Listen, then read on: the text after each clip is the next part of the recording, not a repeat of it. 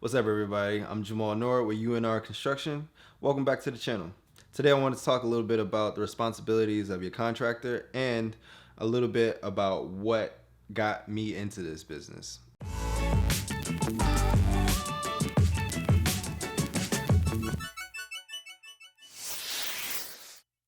So, first off, I started doing this about 7 years ago. My background, I didn't go to trade school, so everything that I do is self-taught. I did have a little bit of a background from my parents because they do own rental properties here in Buffalo, the city of Buffalo. All their properties are located in the city. And when I was younger, they used to make us go to the houses to clean up with them or whatever, they were doing at the time. I started doing smaller tasks, like just carrying a broom, painting. Then I started getting into more complex things: drywall, carpentry, tile, flooring, you name it, a little bit of everything. And I got my birth in this field from those experiences. Fast forward about 15 years into the future, I was able to start to make a living off of it. I decided when I was working for another job, I won't name the company, but I was there for about 2.5 years and just realized that it wasn't for me. And also I needed a change in pace of the type of work that I was doing. So I decided to take a chance with construction, just for the simple fact that I was always good with my hand and I like to kind of tinker with things. And that kind of led into me doing, a bunch of handyman work, a lot of repairs, a lot of TV installations, hanging TV installations, smaller things like that. But then I realized that I wanted to do something more, something that really challenged me and kind of intrigued me. So that's when I did my first bathroom back in 2015. I won't name the client's name, but thank you. I appreciate you for that opportunity because you put me on the fast track to where I am today. But that being said, I really just became a student of the industry. So I tried to learn a little bit about everything. I would say that our biggest thing within the company that we focus on is carpentry.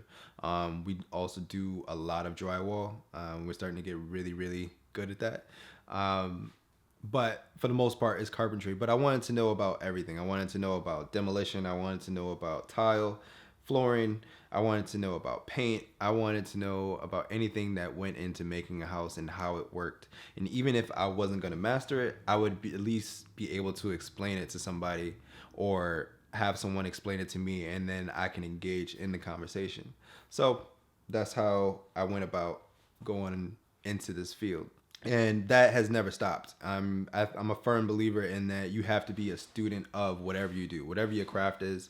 You have to be able to, one, teach yourself what you want to do, and then two, be able to continue that education throughout the life of your craft or a career or a hobby, whatever it is that you're engaging in. So I always made it a point to stay abreast to what were the leading trends in the industry as far as new tools coming out or materials, types of supplies, anything that can make us better, more efficient at our job, produce a better product, and then also make a better experience for the client. I wanted to know about it. And that's the ethos that I carry into each day that I put on these lovely shirts. And, every time I step on to a job site, I try to encourage that with all of my employees to be a student of whatever it is you specialize at. So we have, right now, I have 4 employees. We're hiring a few more going into the summer, and that will make a total of 7 employees, including myself, for up north. So with having 7 employees, obviously everybody's not going to have the same weaknesses and strengths, but I want them all to take the same mindset that I did going into this. I want you to know about a little bit of everything. Even though you're not a electrician or a plumber, I want you to know about shutoff valves. I want you to know about, voltage or the gauge of wire. Why can't we use 12 gauge wire or why can't we use 14 gauge wire in bathrooms and kitchens? And why do we use 12 gauge wire? Why certain applications of flooring may not be suitable for wet areas in the home, whereas other flooring may not be suitable for the bedroom. Or things like paint exposure. Having lighter paints in some areas is better for smaller spaces than it is for larger spaces. Tentatively, just thinking about all these things, and we try to crowdsource all of this to be able to give the client the best experience possible and the best product that we can. We always try to put our best foot forward, but we realize that we're also learning as we go. So with that, there's going to be errors and mistakes, but the one thing is that we have to make that commitment to the client to give them exactly what they're paying us to do, because we realize that a lot of people go into renovations maybe not knowing what goes into it or what necessarily they can do with a certain space. And it's our job to kind of guide them and assist them on that to get, not just what they can afford, but also different options for what their money can do for them. So we always try to, continue our education and then stay within that realm of, we're always learning so we can always improve ourselves. Because once you decide that you're not improving yourself, the industry will leave you behind, and so will your clients. For us, the client experience weighs, it's paramount. There's no other way to put it. We want the client to refer us to their friends, their family, their coworkers, everybody. So with that in mind, we're always thinking, we have to put forth our best in order to give them what they want and make this space something that they're going to cherish for years to come, because you don't want to be the type of contractor or get involved with the type of contractor who's just there for the paycheck. That type of contractor tends to not really care about the product. I mean, it's sad to say, and there is a lot of mistrust in this field, which on some level is warranted, but on another level, there are plenty of people out there who are able to put forth or value the client's time, finances, and just their whole spirit of what they're trying to do with a certain space. And that's the type of contractor that you want to be involved with. You don't want somebody who can give you, or maybe you do. I mean, and let me back up a little bit. Maybe you do want somebody who's able to just get something done, whether it be a flat rate or, they really value speed. So you don't necessarily mind them cutting corners, but I just want to let people know that that's not really what we're into at all.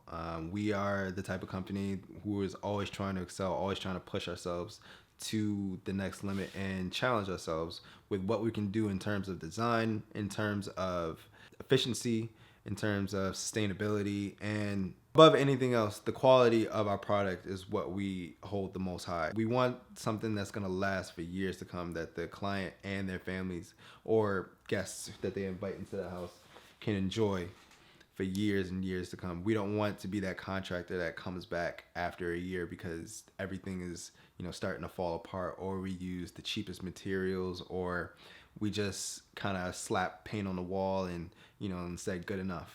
That's not the way we do things. We always try to tinker with things, and even if we end up taking a loss in the end, which we try not to, but even if we ended up taking a loss, we would rather that than have clients or people who are friends of the clients and anybody coming into that space to say, oh, well, I can see that he didn't really care about this, or they were just doing that, in order to get to the next draw or to completion and move on to the next project. We always want our clients, to call us back to work on different parts of their home, or if it be a commercial space, then, part of that space. But we never want to be in a position where our reputation precedes us as someone who is able to get it done very quickly, but lacks in that quality. Those are always at the forefront of how we approach every single project that we go into. As far as what you may like for a contractor, that depends on who you are. Are you looking for somebody who's able to get it done really quick and, for a cost-effective budget, or what we say in the industry is value engineered? Or are you willing to be with somebody more like ourselves who is going to take a little bit more time on that? We're going to take time with our selections of our materials, our installation of our materials, our precision with our cuts, our sanding, our painting, everything. We want to make sure that we are hitting every small detail within the space, because, over time, you're going to start to look at that, and those imperfections or quote unquote sins will start to reveal themselves. So we want to try to avoid those at all costs and be that name that you associate with not necessarily perfection, but with that level of quality that we're trying to go for. One thing I really want to make distinct is the fact that there's a difference between an architect, a designer, and a contractor. They all fulfill very different roles in a job, and depending on the scale of a job. For us, most of the time we are not doing, or we're not hiring out an architect, because most of our jobs are typically smaller renovations, even though we've been transitioning into larger renovations, full home renovations. At some point, we will start to work a lot more with architects and designers. But I say that to say, because a lot of customers seem to think that your contractor is also your designer, and that's not necessarily true. Yes, we can give you some pointers and tips and nudge you in the direction that you're going for, depending on what your aesthetic is, but you may want to consult with a decorator or a designer in order to get that full value of what it is you're trying to do, especially if it's a larger project where you're going to be designing or installing or renovating, I should say, multiple rooms in a house, that you want to create a different type of energy based on who's using it, how you use it, and you may want to have a designer on hand, or at least consult with an interior decorator when it comes to some of the soft materials. And when I say that, I mean things like your bedding, your area rugs, pillows you throw on the couch, what type of couch you use. But as far as the contractor goes, we are here to guide you when it comes to the efficiency of the home, the structural parts of the home, which also overlaps with the architect. So we're working in tandem with them, and then executing the project. So I would say execution is our job above all, but we also want to be consulting you on how to properly install those, or how to properly use those, or those, when I say those items you're putting into your project. Those are the main distinctions between the roles of an architect, designer, and a contractor. That being said, of course, a contractor can guide you on certain types of design if they have that knack. Not every contractor has that eye for certain designs or interiors. They may have installed it 150 times, but more times than not, they haven't gone to design school or don't hold a certificate for that type of trade. Your contractor is going to be working very closely with his subs, or if he does everything in-house, his employees, to make sure that everything is up to code, is functioning properly, and is executed in the way that you want it. So there is a lot of intersectionality with those three trades, but there is very important to make that distinction that they're not all the same, or they don't all fulfill the same role. So just touching a little bit on the type of contractor that you want to work with. Some telltale signs of the caliber of contractor that you're working with is, do they have their own vehicles? Do they have to rent tools, or do they already have the tools with them? Do they use a certain software? For us, we use Buildertrend, which allows us to go through every job that we have and see the schedule from every single trade as the project is progressing, so we can make sure that everything is on point when it comes to timing. And if something gets pushed back, then we can alert either a trade, whether that be an electrician, a plumber, a roofer, whoever it is, and let them know that this will push you back as well. Because a lot of times when one trade gets delayed, then that will delay another trade, because there's a certain sequence that needs to be followed when you're properly doing construction. Another thing to note is, do they work by themselves or do they work with employees? So obviously working with employees is going to cause higher amounts of a labor price, whereas someone who works with themselves may be able to cut down on that price because they don't have to worry about their insurances or their payroll from week to week. But what you're trading off for that is the amount of time and possibly this is not for all, but possibly the efficiency that they're able to get it done, because fatigue is a very real thing in the construction industry. If you are a self-performing contractor, which I used to be, doing from the demolition all the way to the last stroke of paint on the brush. There were times where I would get to that last week of construction and I would just be dead. So, those are the type of things and questions you want to be asking a contractor once you make that initial contact and are thinking about hiring them. For us, like I said previously, we have what will be, yes, 7 including myself. Thank you. That requires, like I said, a higher payroll rate, whereas we're paying weekly at this point.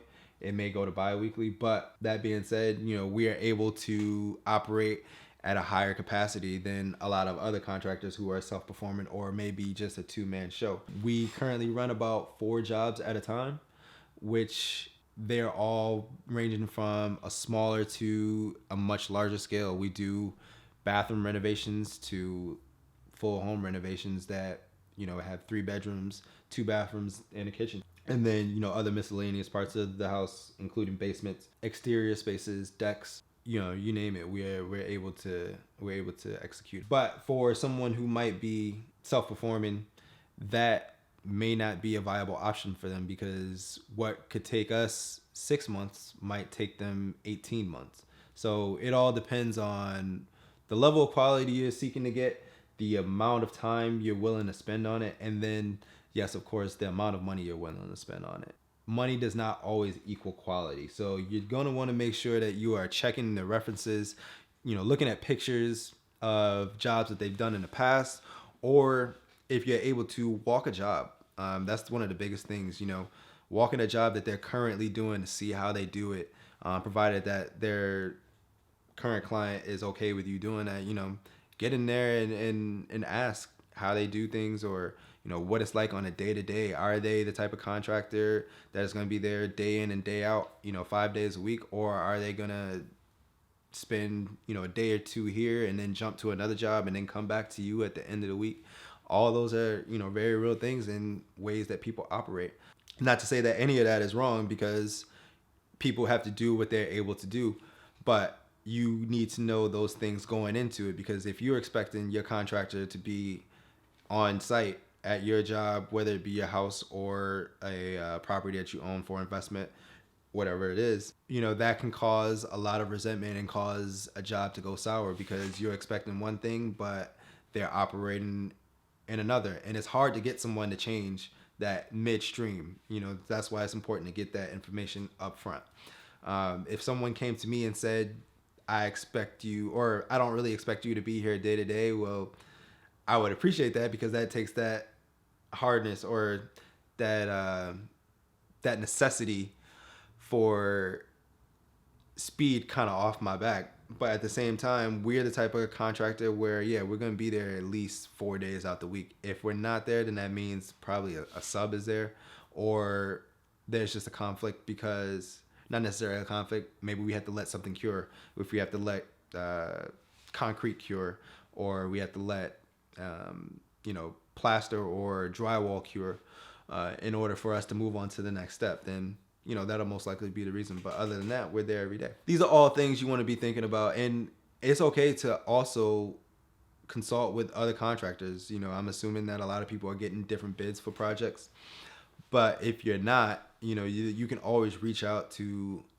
myself or another contractor and just ask them questions. Does this look right to you, or is it normal to not have a certain tool, or talking about who's responsible for paying what. There's been issues in the past when I was first starting out, because a client thought that I was supposed to take the burden of renting a tool out when I had baked it into the bid. And that later became a problem, because it was on me, because of the fact that I didn't properly explain that at the time of signing the contract or before I got that draw. These are all things I wanted to think, or I want people to be aware of once they decide to do a renovation or a new build, in order to have a successful and fruitful relationship with your contractor, but then also be happy with a product that you will most likely be living with for the next 10 to 20 years, depending on what your situation is. Thanks everybody for tuning in. We'll be releasing videos every week on Tuesdays at 6 p.m. So stay tuned and see you then.